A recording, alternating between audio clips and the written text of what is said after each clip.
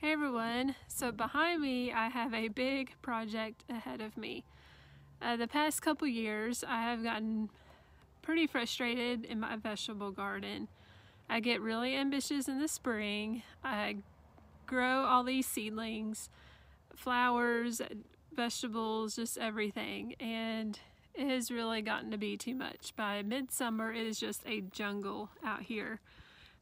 Just a lot of weeding, having to keep up on watering.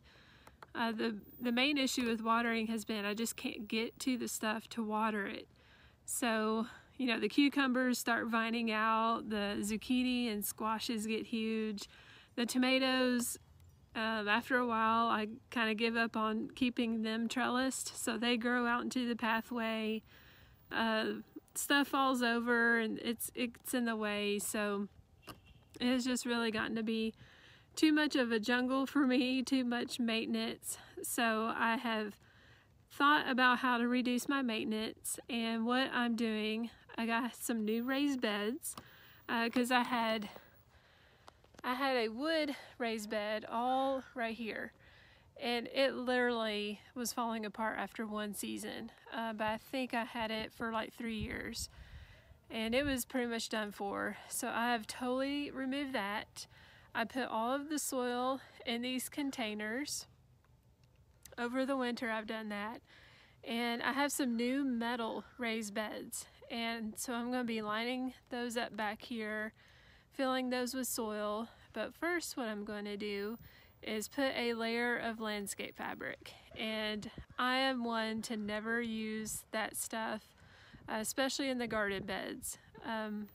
It's bad, you know, doesn't allow organic matter and stuff like that to get down in your soil, so I definitely don't advise it. I've never used it before, but I'm gonna do it in the vegetable garden and see if it helps to cut down on weeds, and I'm hoping to, it may or may not help prevent rodents from burrowing under the raised beds. We'll see.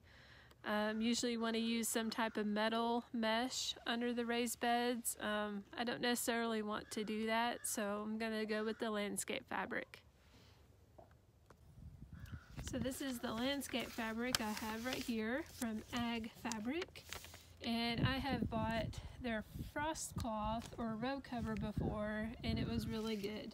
So I thought I would go with a brand that seemed dependable and a reputable horticulture company rather than a third party that I've never heard of. And then I have some bulk anchoring pins. These are from DeWitt. I've had these a while. I've used for different things. So I'm going to use those to anchor the fabric down, and then I just have a rubber mallet. So what I have been working on this winter, I completely moved the wood raised bed that was here and put all the soil in those container pots, and then I have scraped the surface of any debris, mainly organic matter and stuff like that, and scraped it off to like my blueberry patch over there, and I'll be utilizing that compost. I don't want it to go to waste. Here I have this is a bunch of anise hyssop that I dug up out of the raised bed, and it's so hardy. I just set it on the ground here, didn't plant it or anything, but I think they're totally going to be fine, and I'll probably pot those up later on. So what I'm going to do, I'm just going to start rolling out the landscape fabric in this area and pin it down. So I've laid the landscape fabric down. It really didn't take any time to do that. And you can see this is a nicer landscape fabric. Some of them are just like sheets of plastic, but this is actually a woven material. And of course there's different thicknesses and things like that. And then there's like this felt backing there. And all I did, I have these T-pins that is wet ever so often and tap those into the ground. And I'm gonna finish this a little bit later. But for today, I already had put this raised bed together. I've been sitting out here all winter. I'd actually put it together, filled it with soil, and then I decided to do the landscape fabric, so I had to completely empty it again and set it to the side. So make sure you have a good plan in place before you start doing these things. But anyway, so what I've done here, you can see I've started filling this with wood, and these are just logs and stumps I've had around in the garden. Some of it was edging, some of it I had just acquired here and there that I actually set out for the pollinators to use, for bees to habitat in, but it has gotten pretty rotted, so I am now repurposing it into basically compost.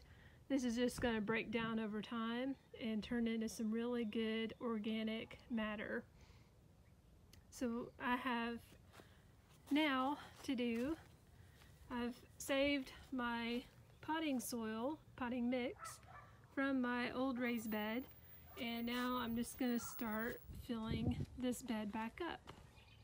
So that is that for today. I only have a few hours here and there to work on this project between work. So I have one bed down, and this is all old soil that was from my other raised bed. So this is actually going to settle. It's very fluffy right now, and we're supposed to be getting some rain, and today is March 7th, so we're getting into spring, even though it has been dry the past week, I think, at least. But anyway, this soil is going to settle, and so I'm going to add a fresh layer as it gets closer to planting time. And my next step, I'm just going to keep moving on down the line here, and I have a total of 5 of these raised beds, and I have 2 round ones.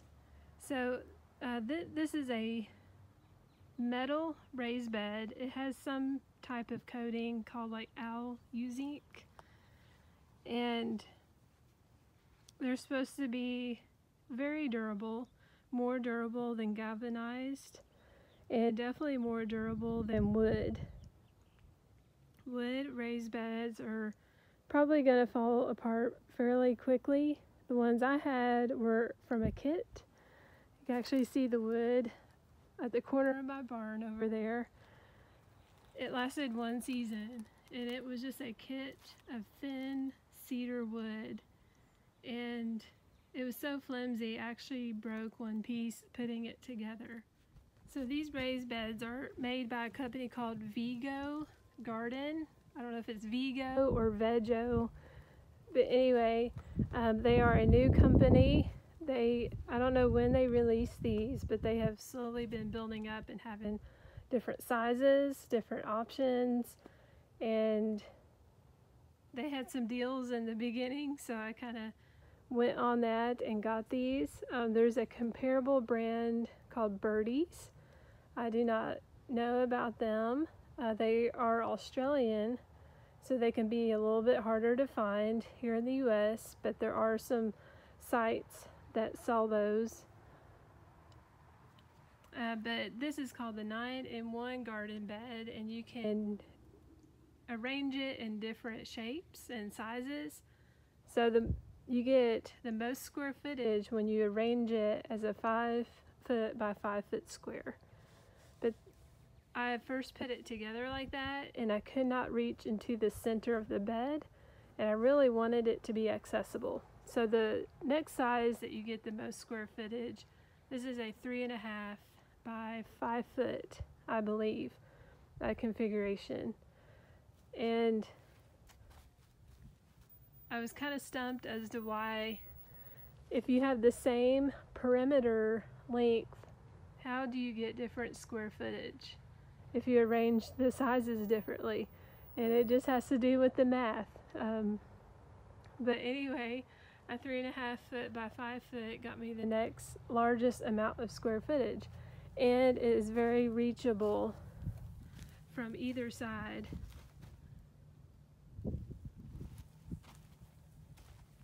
Four-foot raised beds, which is very typical, actually seem a little too deep to try to reach across. So I think the 3.5 feet will be a little bit better. Now I've left, one reason I wanted to redo this area is because I needed a larger space between my fence and the raised bed.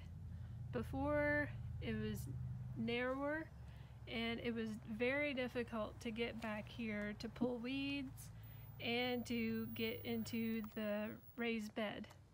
And also with this new fence, I need to be able to get back here easily to pressure wash it, because I'm probably going to have to do that at least every 2 years, if not every year.